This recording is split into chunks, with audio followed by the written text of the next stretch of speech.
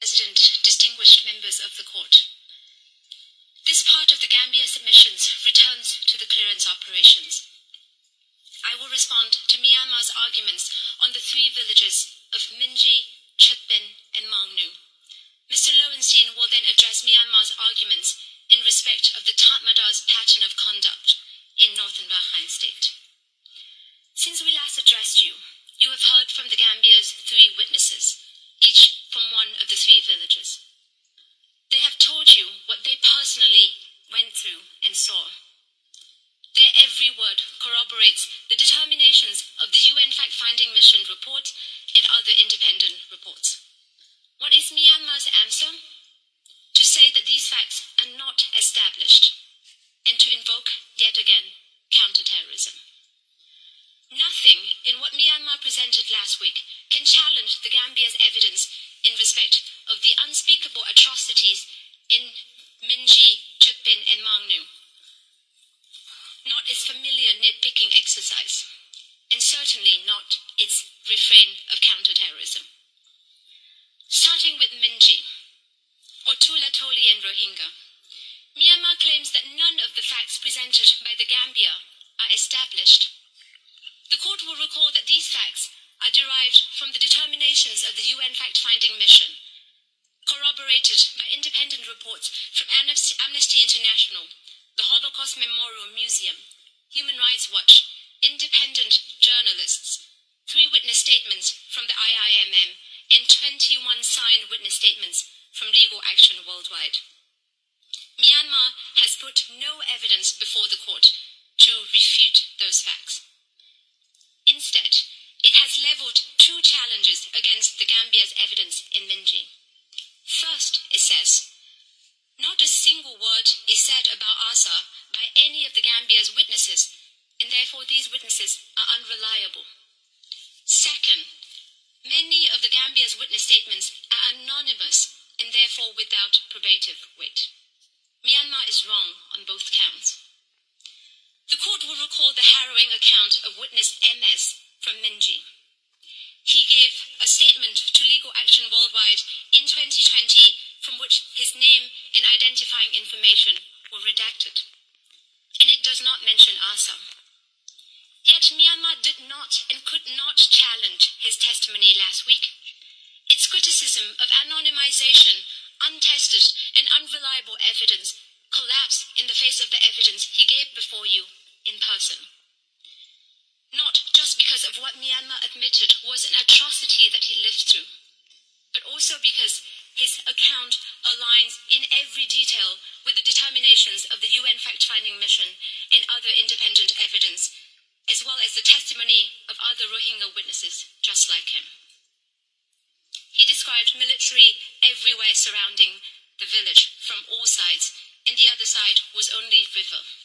He described children being thrown into fires or into the river. He also told you that women were separated from the men, taken to houses, which was then set on fire. They included his wife and children, whom he never saw again. He further told you that his daughter was shot while attempting to escape across the river.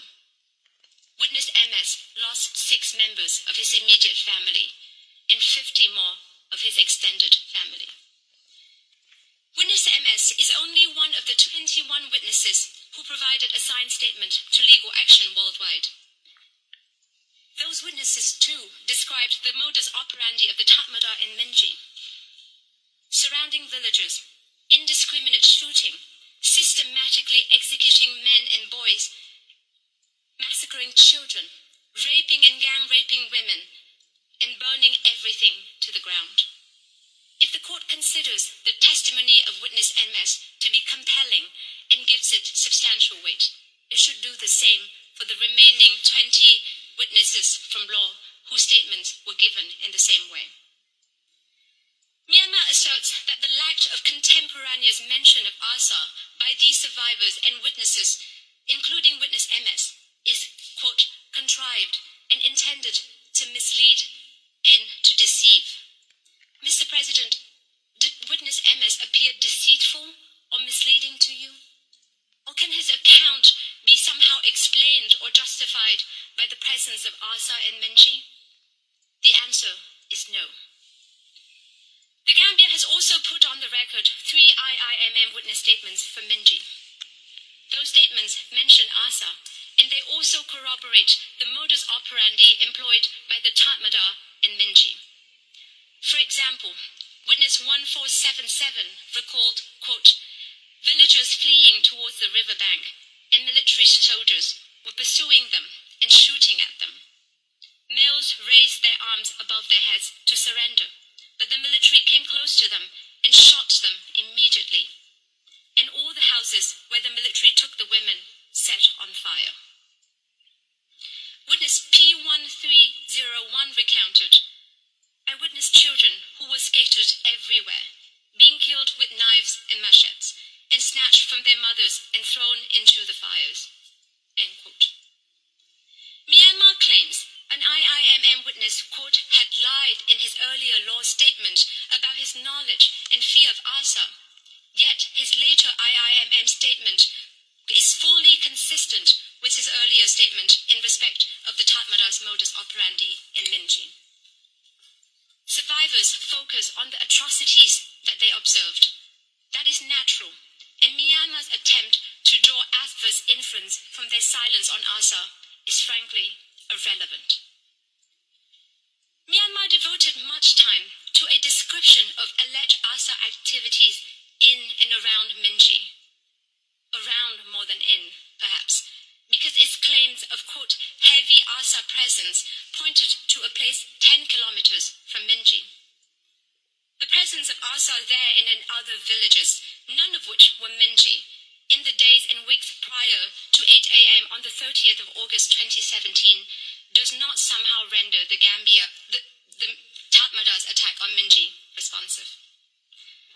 The UN fact-finding mission identified just 2 ARSA attacks in other villages in the vicinity of Minji, but these were several days earlier.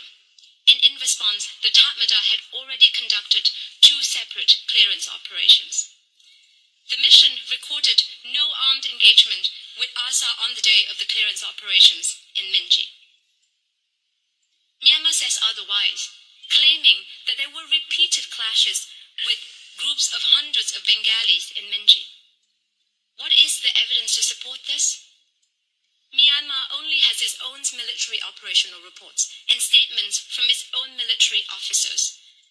Professor Newton taught you that military reporting of this kind is inherently unreliable and has no probative value, unless it is corroborated by independent external examinations.